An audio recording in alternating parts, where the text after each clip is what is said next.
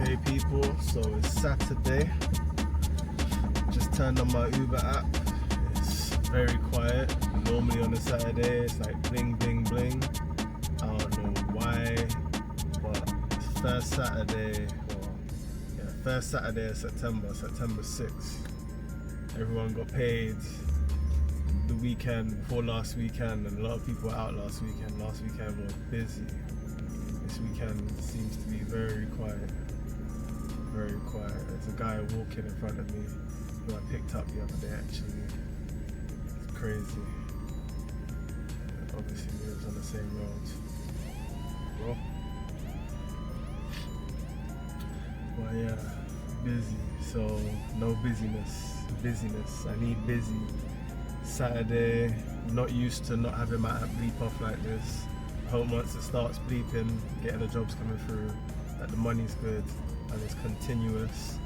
It's Saturday, so I aim to make no less than £400.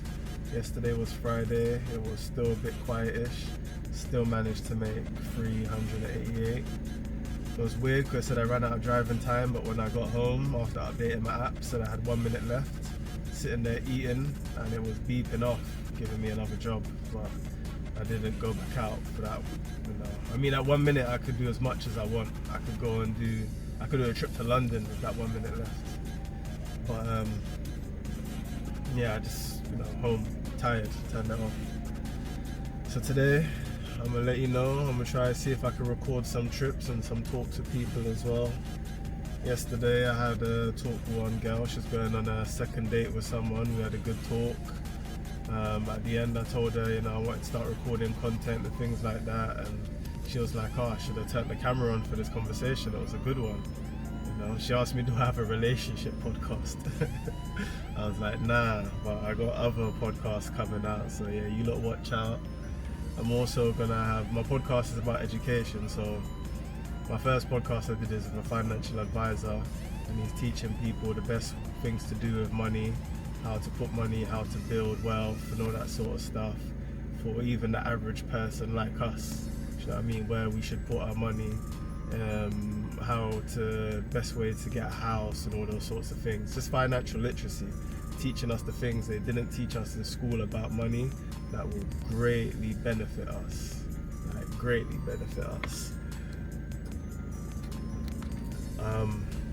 So I also want to speak to tax advisors, someone who advises businesses, small businesses, self-employed people about tax, specifically us taxi drivers, so we all have a foolproof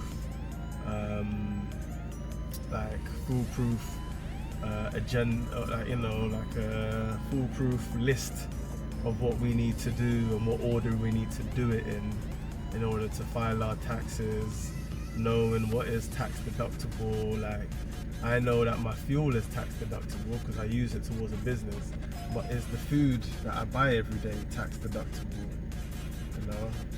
Okay, I got my first job come through. So is the food that I buy every day for lunch, and did they give me the job though?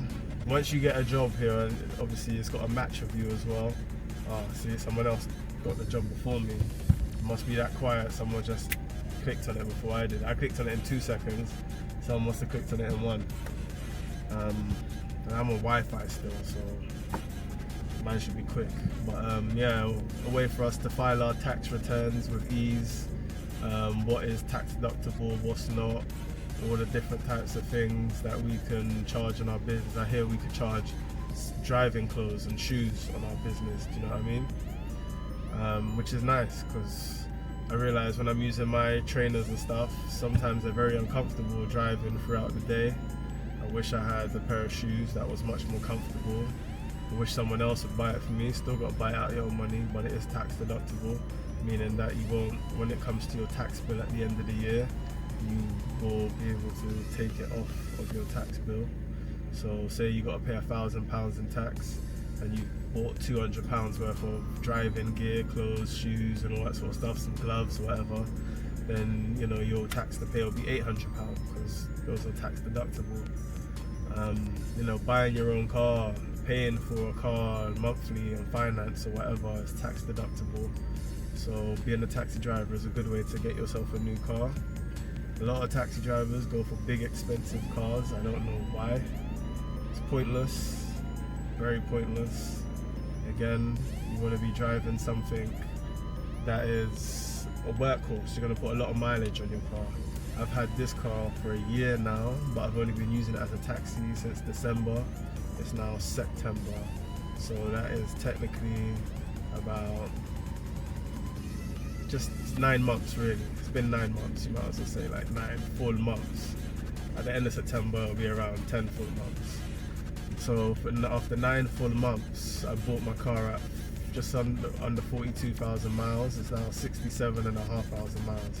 So in 9 months I put 25,000 miles in my vehicle.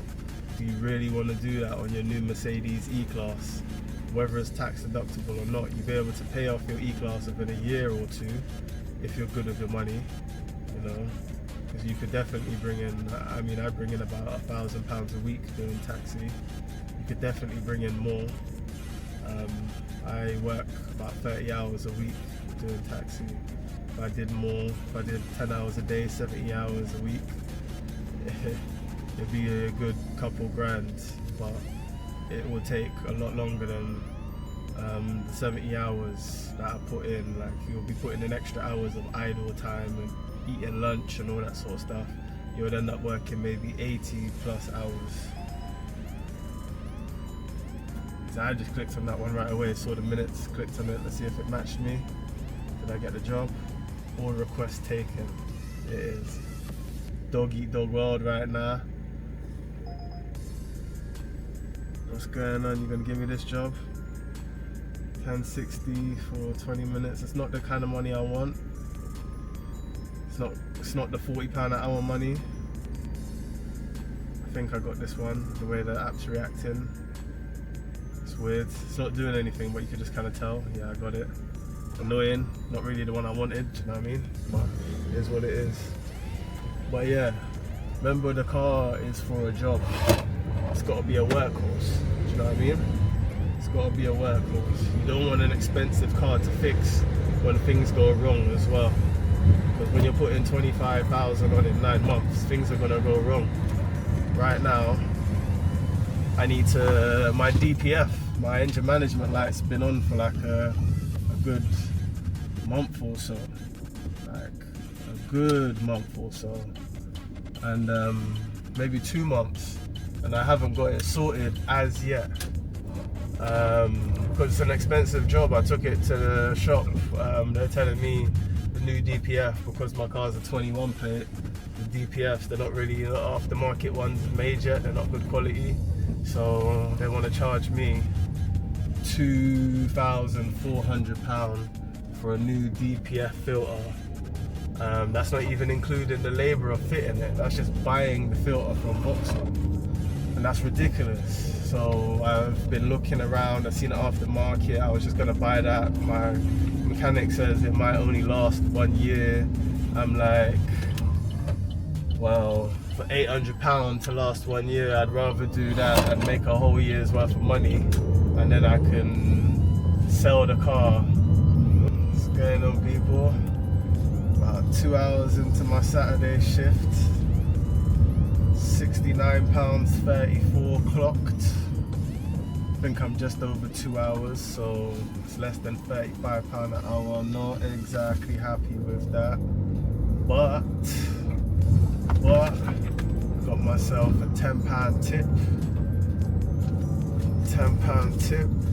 You know, they had, the last people had 2 extra people with them, 2 extra children, and they asked if they could use the back. I said, yeah, of course, if you tip.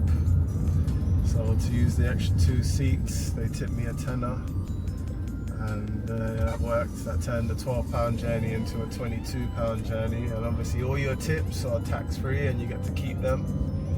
Right now I'm putting all my tips towards my holiday fund. I'm going away in the next month or so, so I'm going to use that as my spending money abroad. You get me? Those tenors are going to buy me some dinners, some nice dinners out in Thailand. or in Abu Dhabi, because I'm visiting Abu Dhabi for a couple of days, and I'm going to Thailand for a couple of weeks. Shorter than my ideal holidays, where I normally take about 3 weeks, but nonetheless, gonna be a great time. So yeah, quick update. Obviously, just had a little chat with a young lady from New York studying over here. But I realised I'm only 83 quid on the app, and it's 2 hours and 40 minutes. So I'm 40 minutes behind on cash right now. For me, that's minimum £20, a minimum £20 down. I'm not even on £30. Well, I am on £30 an hour, but you know, according to my £40 an hour. So I'm not doing too good right now. We'll see. So quick one, yeah? Quick one. So one of my pet peeves, yeah, or something I really find quite annoying, I guess it's a pet peeve, when driving Uber is customers will get in your car and not even say hello sometimes. Like, it's probably like maybe 1 in 50 that happens with, to be honest, right? But you can't be getting in a stranger's car and not saying hello, like in people's car. This is my property. I am giving you a ride for a measly bit of £7-8 or whatever it is, right? You're gonna be in my car for the next 5 to 10 minutes, yeah? Like, have some respect. You know, when the person came in the car, I said good evening, and then I said their name. The guy didn't respond. He had one headphone in one ear, no headphone in the other ear, and he didn't respond, you know? And I found that quite weird, you know? He was going to an A&E, but that don't matter. A&E, don't matter where you're going. You could be going to a funeral home. I don't care. You must have respect for others. Getting in my car, I'm giving you a ride. You don't own this car. I'm not your chauffeur. You're giving me a measly bit of change for me to drop you from one location to the other. So please, you know, I'm not disrespecting the money, but it's not a lot of money. You know, if you're paying for a chauffeur service where you don't want to be spoken to, fair enough, or you don't want to speak, fair enough. But you're paying somebody, another human being is coming to pick you up for a little bit of change. You know what I mean? Like, be grateful. Yeah. He said thank you on the way out, which stopped him from getting a 1-star rating. But it's the fact that you don't have respect for others. You say hello. All you have to say, you ain't gonna say how are you, you ain't gonna say nothing else. Just say hello. You know? That's like, you know, when, like, if someone, like, if a builder comes to your house, or you got someone coming to install the Sky and 2 people walk through the door. One time, 2 people come to deliver a fridge. One of them I was speaking to, you know, he says hello, blah, blah, blah. The other guy walks in with the fridge and says nothing. You don't walk into people's premises or their spaces and say nothing. You be respectful. You say hello. Clearly, some people weren't raised correctly. So it's 9:30. I've got 3 hours and 40 minutes of driving time left.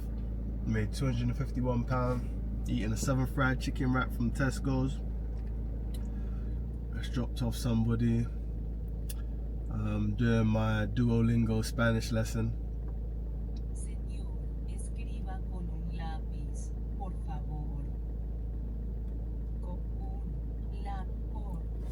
Multitasking before my next job comes in. The money is decent now.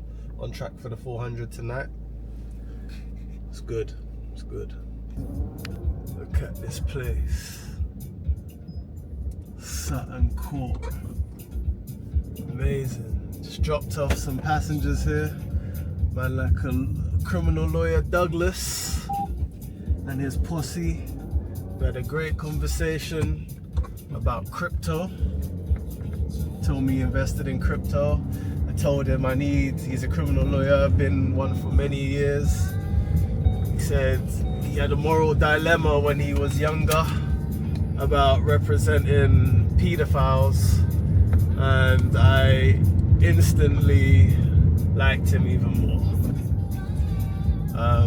Instantly, you know. I do not agree with that stuff, and he don't agree with that stuff, and as a criminal lawyer he used to turn that away. And even though he says everyone has a right to defense in the world of law, which is absolutely correct, he's always turned those sort of stuff away. He says, you know, as he's become more older, he's more open to it. As you know, he's saying everyone has a right to defense, and he's not open to it because, you know, he agrees with what they do more.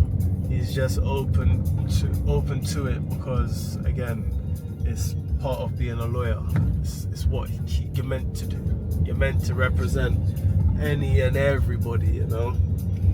And that's the one type of person he would never represent.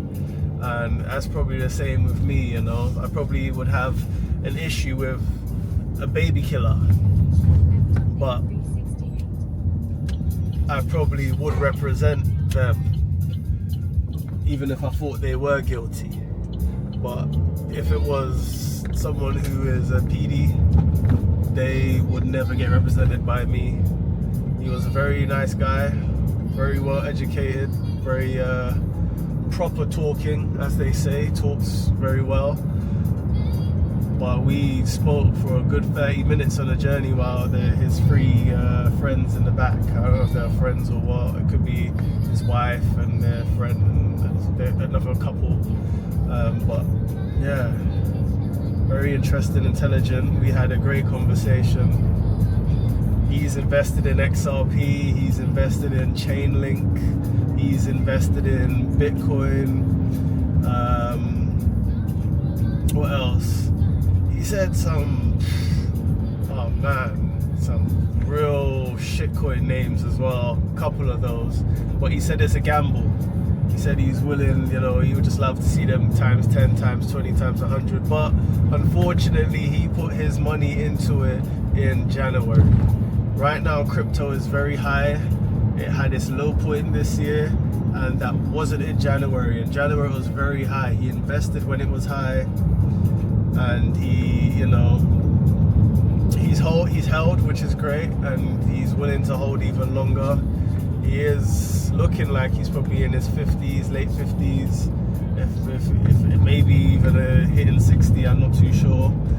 But you know, he's still working, so he definitely still has time left. You know, definitely still a short, long-term investment. We spoke about other things putting money into. We spoke about gold. He was very curious on silver. He said silver never moves, and I agree. It never moves. But we did come to the point that gold is getting very expensive, and if gold becomes super expensive, will we then start to buy silver? Will the price of silver rise dramatically when people can't afford gold anymore? Because gold is already £2,500 for the ounce. It was 1900, say maybe a year ago, you know. Even a year before that, I can't remember, it could have been a lot less, like probably like 1500, 1250 if I remember right. I do not remember right now off the top of my head. But you know, silver, it's looking like I should buy me at least a kilogram of silver to start something off. It's looking interesting. It's looking more interesting at the moment. It's looking more interesting. I'm still trying to figure it out. Maybe need to do some more research and all that. But I do think in the next 10 years, the price of gold is going to triple to what it is now. So if the price of gold is 2,500 per the ounce, then in 10 years time it's going to be 7,500 per the ounce. And I get that information from when I'm looking at the charts. They've tripled every 10 years so far in the last 30 years. So if I think 7,500 in 10 years time, in 10 years time after that, what we're talking £22,500. which is a lot for an ounce. An ounce is enough to make one gold coin. One gold coin being worth 22k. At that point, the cost of silver would definitely be on the rise. Will it be 10 to 20 times what it is now? Possibly. It's so cheap. Those sort of things can 10x, 100x, 100 times, go up by 100 times. It's definitely something worth looking into. He's intrigued me. I gave him my card. I hope he reaches out, because I want him on my podcast as a criminal lawyer. I want to talk about what his profession entails. I want to talk about the ins and outs of criminal law. What a criminal should expect, or what a normal person should expect from a criminal lawyer. What it takes to even become what he is, how to even reach the levels he's reached. I dropped him to Sutton Court, a goddamn castle. That's where they're staying the night. But broke people do stay in expensive places. But I mean, I know he has money. I know he has money. It's clear. He didn't tip though. He didn't tip.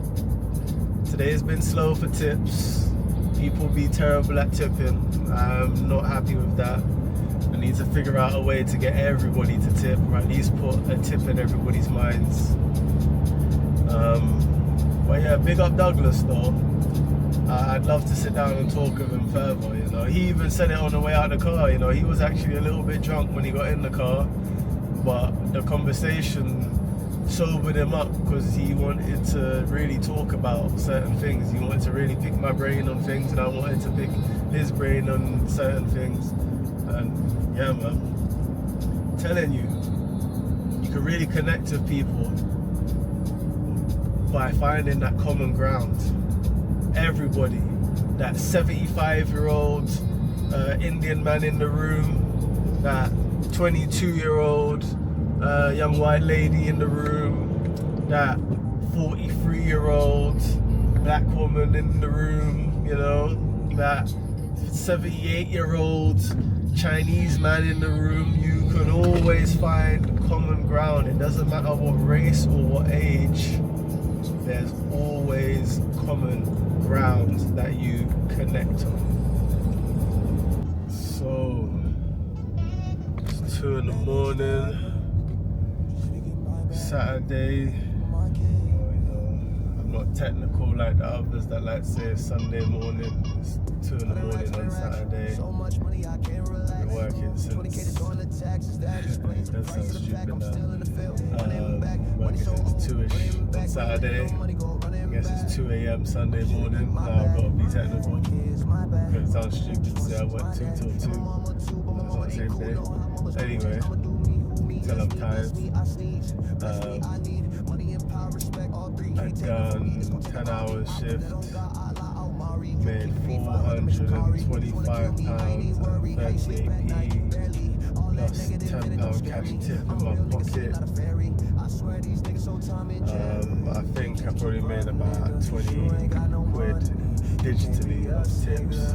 So I'm bringing in about £400 of trip money, trip fares, and then about 20-ish pounds. Well, altogether in tips, about £30 in tips. 35 pounds. It's been a long day. It's taken me 11 and a half hours, just like yesterday really, to complete the 10-hour shift. I did reject a few jobs that, maybe lose out on about 20-ish, 25 minutes in the day. 30 minutes maybe. But the other hour was really spent idle in between jobs. 2 minutes here, 5 minutes there, 10 minutes there. It all adds up. Tired. Went to bed 4 a.m. last night. Woke up 9:30 this morning. Couldn't go back to sleep, so did stuff. Went back to work. But yeah, it's been a good shift money-wise, I guess.